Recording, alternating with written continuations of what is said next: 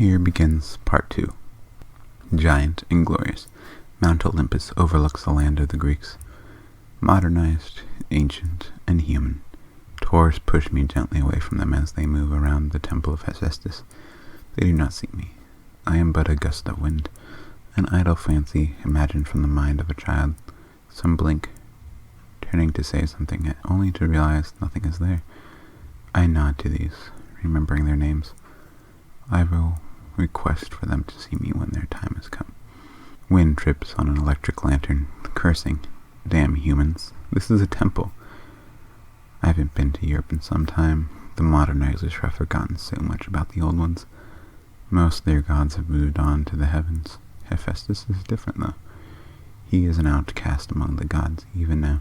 Straightening my tie, I move around the humans, and through the barrier they have set up around the temple. Stone steps sigh in greeting as I step on them. I am the first. No guilty person has stepped on them in ages. Humans fear touching the temple now, thanks to their laws. The temple does not understand this. It is no concept of age, of being threatened by wear and tear. Oh, to teach you. The stone would crumble on the spot in shock. The cool darkness of the temple welcomes me as I step into its shade. Pulling out a handkerchief, I dab the perspiration from my forehead and step further into the temple. O great Hephaestus, I call upon thee. Come forth and see what I happen to be. The shadows twist around me, cool air warming slowly at first, before becoming that of a blistering summer's day. I blot at my forehead once more, before giving up the effort. I no longer stand in a temple. A fully functioning forge surrounds me, billowing, blowing, flames roaring, metal smashing metal. I wince with every clang as I turn towards the sound. A large man stands before an anvil.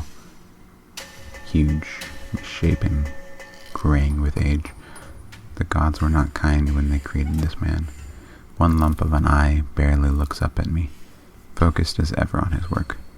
What do you want, traveler? I have little time in my life.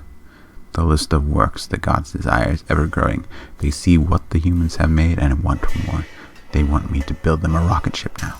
The god slams his hammer down on the metal before him in frustration. A spaceship! What would a god need with such a thing? I asked them this, and do you know what they said?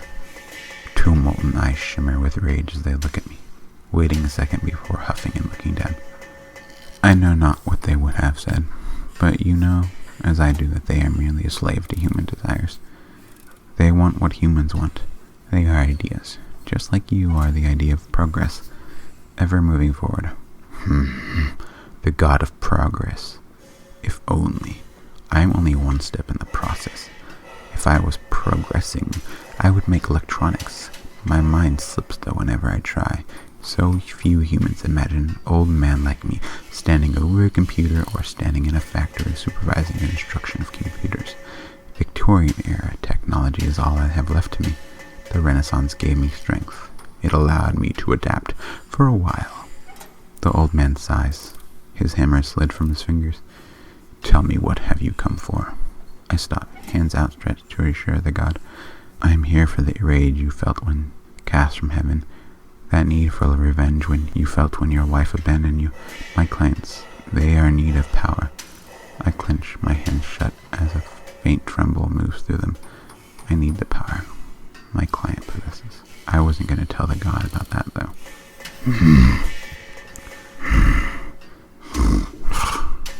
A great snort like an elephant snorting a booger from its nose and into its skull.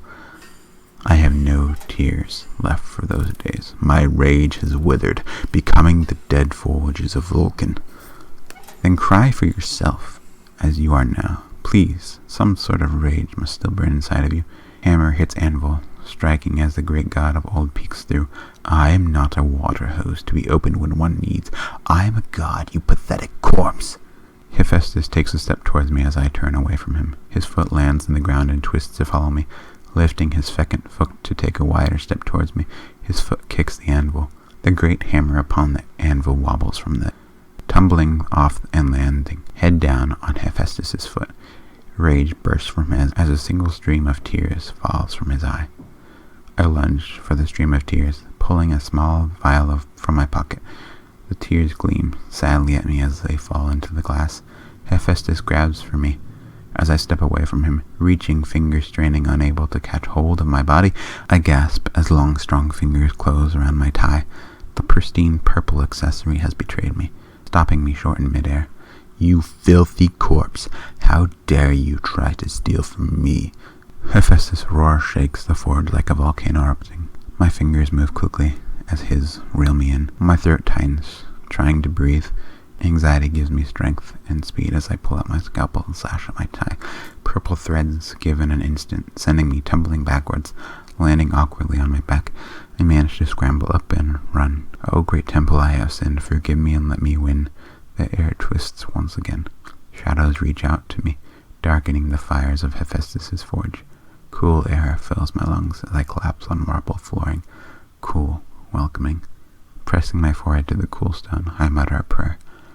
I'm not quite sure to who, though, but I find it is a helpful thing to do every once in a while. It hasn't hurt yet. Darn foliage. Hacking at the newest vine in my path, I stumble over tree roots as I meander through the rainforest of South America. Why couldn't the Fountain of Youth still be in Europe? Or China? Hell, it was in Egypt for a time. No, the Fountain of Youth had to be an artifact that moved. Every time some human wanted to venture, it changed destination. Every time a new map was made, its power moved again. Now most of its power was in South America. The last wild land, whatever that meant. At least it wasn't on the moon. Damn humans and their need for adventure. Couldn't they just stay home and practice their craft? Farming can be nice, right? Scholarship, smithing, factory work. All of it was necessary, and all of it could be nice. I should have said no. I could be cutting up a nice old man right now, giving him the blessing of fortune for his next life. But no, I'm traveling, using a map from Spain that apparently shows the location of the Fountain of Youth. It was the best map I had found. Its features had been correct, and the names were accurate. I had found 10 of them scattered through Europe and a few when I arrived in America. Whatever company had printed the map probably didn't know what they had done. Damn them. I will find them one day. Even without a name on the map, I would find them. Smashing through a bush, I reach an empty clearing. Looking around for any animals, I reach into my bag and pull out the map. A small red point on it shows where I am currently. Thank you, Hermes, traveler over the world. Being in Europe had been kind of nice. I had managed to stock up on a few blessings while there. The red dot appears to be exactly over the spot marked Fuerte de Juliantad. Okay, so where are you? Looking around the clearing, I step towards its center.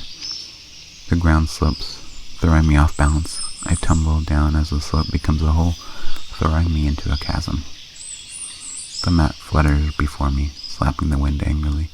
Staring at the red dot on the map, I mutter a quick charm. O blessing before me, transfer to me, make me light like the wind through the trees. Clothing loosens around me as my skin grows transparent. I stop falling uncontrollably, moving instead around the foliage that fell with me, taking on the quality of wind. The leaves and moss giggle as we fall together, tickled by my touch. We tumble gently to the ground, landing in the middle of another clearing. This one is filled by ancient stone towers, resembling an ancient temple of some sort. Damn fake temples. No hieroglyphs look like that. Rushing past the pillars, I walk down a slope towards a pillar of light. The light leads to a pond surrounded by pillars of yellowing stone. The pond has a clear aquamarine glow that allows you to see yellow and red sea urchins on its rocky bottom. A solemn fountain, more like a puddle of youth. I was still mesmerized by the mystic aura as I knelt before it, pulling out the jar that holds the Monkey King's blood. The blood glows faintly as it approaches the pool, peaches floating around its jar, creating a tiny whirlpool, tiny monkeys in a jar. How long would it take them to rejuvenate the blood by themselves? The peaches slowed, unsure of their power. Shaking my head, I place the jar into the pool of eternal youth. The jar floats around the pool, happily. Now, how does this work? Legend says bathing in the pool, or drinking the water works, but you're just a jar, and a jar isn't really a body now, is it? Pulling off my clothes, I step into the pool. My skin glows golden briefly before returning to its natural tan. My hands no longer ache as I step deeper into the pool. My feet barely touch the bottom, 3 steps in. Impressive. How deep does this pool get? 5 meters across, and I could barely touch the bottom, a half meter in. The jar reaches the middle of the pool as I watch it closely. The blood gleams mischievously, like its progenitor, as it stops floating and begins to sink. Damn you, Monkey King. Taking a lungful of air, I dive after the jar. It sinks faster than I can swim. Bubbles form around the jar, offering air for me to take as I follow the jar. Stale air, but oxygen was there. Breathing out as my lungs screech, I take a lungful of bubbles and continue after the jar. 10 meters down, my ears pop under the pool's pressure. Wincing, I reach out to the jar, hoping it will come to me of its own free will. The jar twitches up towards my hand. Taking on a golden glow, my hands eagerly stretch further. A spasm moves through my hand, closing it against my will and shaking it uncontrollably. I let out a bubble of air as the jar swirls around my hand, glowing brighter as it stays beyond my reach. The jar turns and swims down, circling around my torso as we swim up. Twisting in the water, I lunge at it. My lungs burn as they realize I released too much oxygen in my annoyance. I should have known better. My vision darkens, becoming a sea of dark blue as my brain tries to survive without oxygen. I have no voice to speak a prayer as my body propels itself up, too slowly. Darn Monkey King. My brain is shocked back to work as something small and circular hits my stomach, sending me flying up and out of the pool. Gasping in a lungful of oxygen, my brain restarts. Landing on the shore, gasping, I look down at the jar of monkey blood sitting on my stomach. Damn you, monkey blood. Always. Gasping in a lungful of air, I throw the jar to the side of me, trying to play games. Life had been restored to the blood, and I was ready for a century of relaxation. Now we just need to kill a man and bring him back to life so his wife can conquer heaven. No biggie. The water around the ancient stone house is gone. The pool where the water gathered is gone. In its place is a larger garden. Plants have conquered water, a truce between living things in favor of sharing resources. Plodding my way through the plants, I reach the door to the house, shaking my head at the absurdity which is in their pageantry. The door's wood sounds hollow as I knock against it. The creaking sounds pained as Rin's husband pulls the door open. His pitch-black hair is speckled with gray.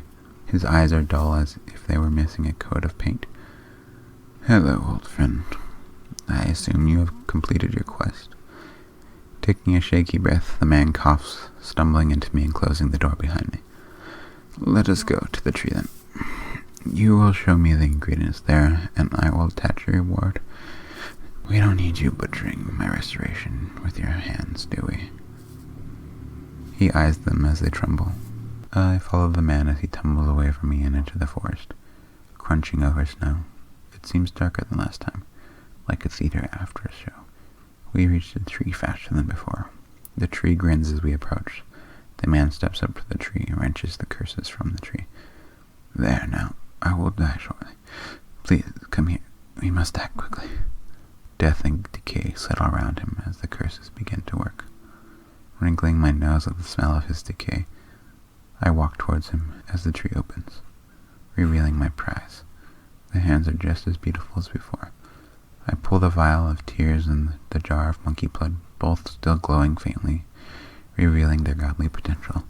The man nods at them, reaching into his pockets.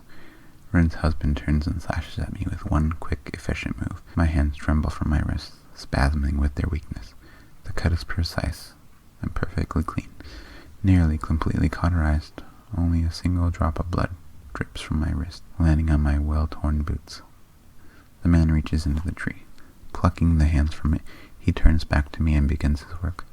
Working quickly and efficiently, he completes the job with none of the flair he had used before. I watch with concern, ensuring that he does not mess up my hands. He does not. Hands tied on with threads stronger than diamonds. I pull them away from Rin's husband and flex them. This should work. Do you have the coin on you, or is it in the house? The man reaches into his pants. As his legs quake, he pulls out a silver coin decorated in blessings and glyphs from all around the world. Right here, old man. He falls to his knees, gasping. Don't fuck this up. Rin wouldn't like it if you did. I don't really think she could do anything. She will be having enough trouble with heaven.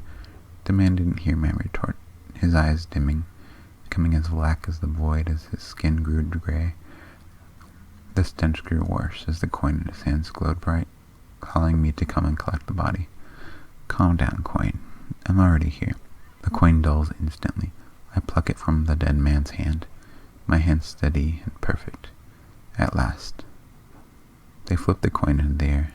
The coin vanishes. A dull rumble takes its place. A large gust of wind blows into the clearing, bringing the rumbling to a roar. I jump into the wind. As it lifts the dead man's body into it, we vanish. Standing over the man's body, I look down at its contents. Half empty. You are one interesting child. 2 lungs, a heart, a digestive tract, and a bladder sits before me. Nothing to process waste, though. I suspect he has a brain, but this job doesn't require a check. Picking up a flap of skin, I mutter, flesh to wood, if it should. Flesh to wood, if it should. The skin before me grows thick, more rigid like wood. So that is what you are. I'm sorry she never named you. I always feel sorry for your lot. Puppets brought to life. Reaching into my pocket, I pull out the vial of tears and blood, placing them on the table to my right. Touching the wood with my marble hands, I sigh. Wood to flesh, let us be fresh. Wood to flesh, let us be fresh. The wood softens, becoming flesh once again. Healthy tan flesh. It wasn't quite glowing with life yet, but it wasn't cursed anymore. I soap the flesh quickly, done with the mandatory inspection. Taking out a syringe, I pull the blood from its vial. It glows dully as I push into the man's veins. The puppet's veins bulge as blood begins to circulate once again. Picking up an eyedropper, I pick the tear up and move them into the puppet's eyes. Black eyes blink as life returns to them. Wake up, child. Your new life begins. Slowly, the man sits up and looks around. This feels different than I thought it would. I feel tired, as if my soul is burdened with sadness and old age. I'm sure that is a side effect of the curse. It'll pass soon. The man stands, stooping as if he is an aged monkey. Taking his arm, I lead him out of my lab, down a hall and towards Rin's room. Knocking on the white door, I wait, taking a step back. I bow my head. The door opens. I feel Rin's eyes fall on me, powerful as always.